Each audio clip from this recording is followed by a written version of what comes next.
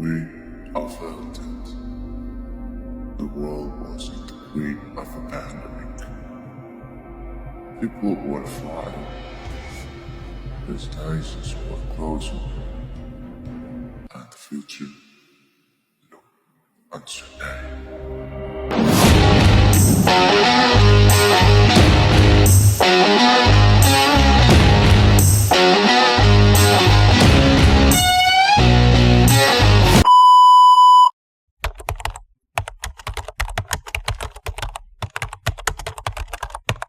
At the airport, their parents held them tight, eyes teary, hearts heavy.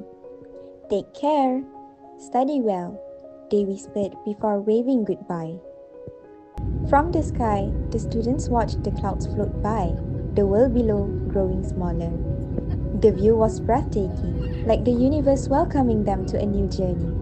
Wuhan greeted them with colors, sounds, and flavors. They explored the lively markets, tried street food, laughed, and captured memories. By the beach, they found peace, the wind in their hair, the sunset in their eyes.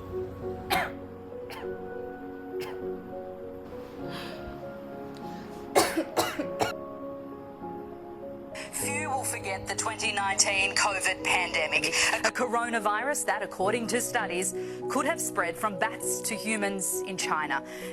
Oh no, am I infected with COVID-19?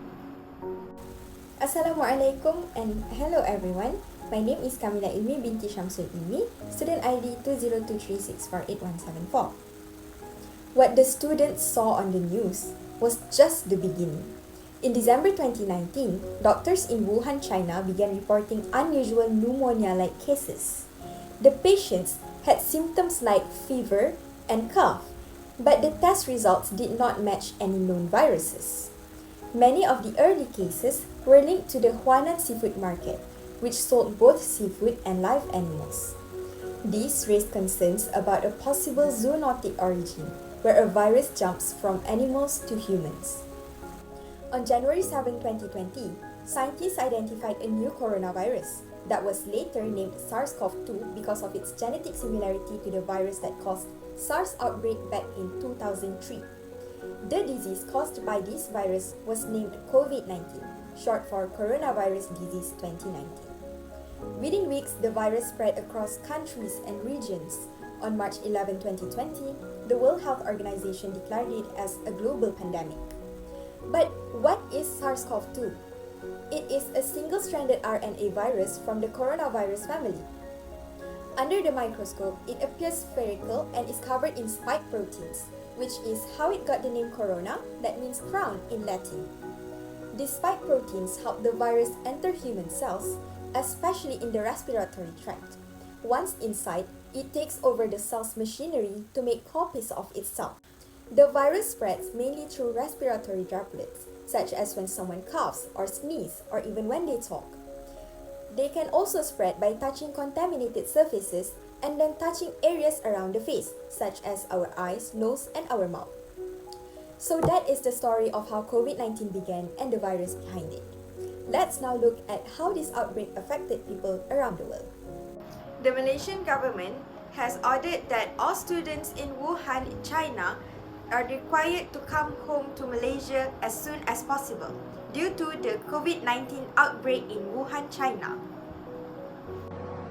Assalamualaikum and hi everyone. I'm ATHIRAH binti ROZEME.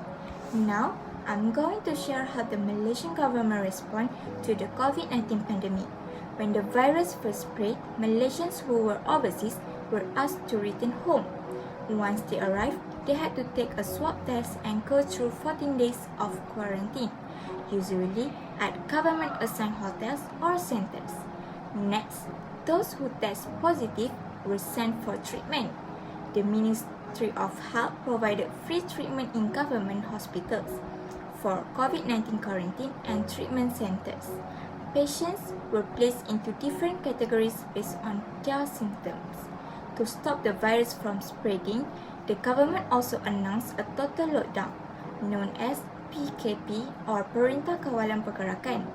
During this time, schools were closed, most businesses could not operate, and and people were not allowed to travel across states. Finally, the biggest step was the vaccination program. It began in 2021 and was free for all Malaysians. The vaccines were given in phases, starting with frontliners, then elderly people, and finally the general public. Thanks to all these efforts, Malaysia managed to reduce the number of cases and protect the people.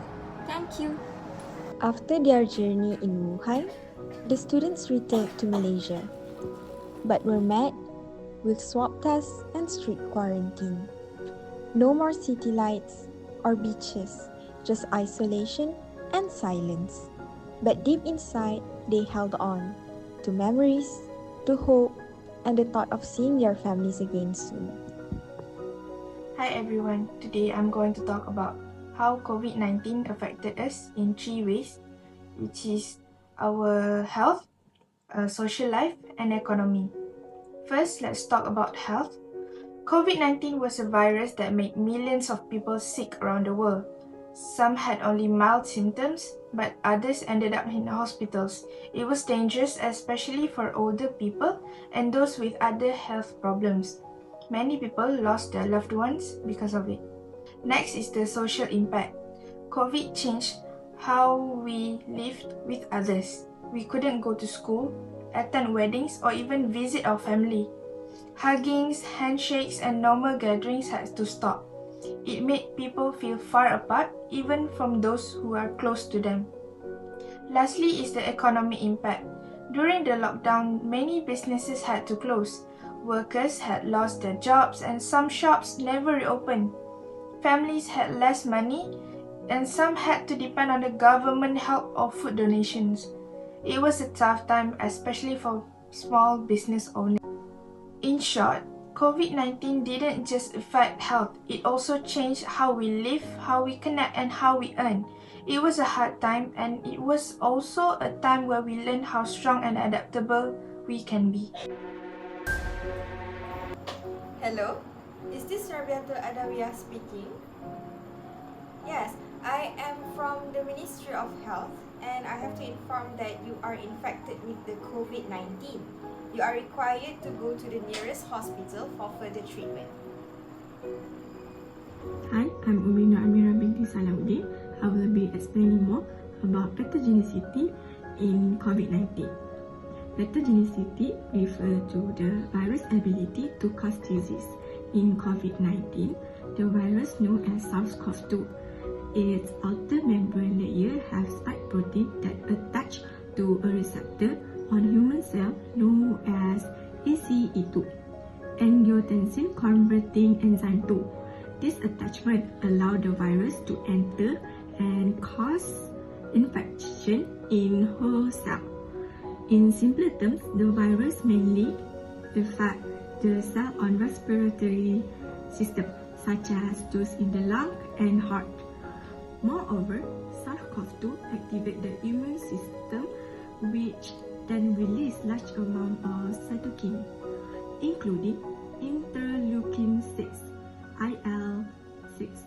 This overreaction, known as cytokine storm, can cause inflammation. The side effect of these too many cytokines in the body may lead to cytokine release syndrome, which can be deadly for COVID-19 patients. That's all from me. Thank you for watching. Is this NURAMIERA? Yes. Alright. This is COVID-19 vaccines. The type is Pfizer. Is it okay?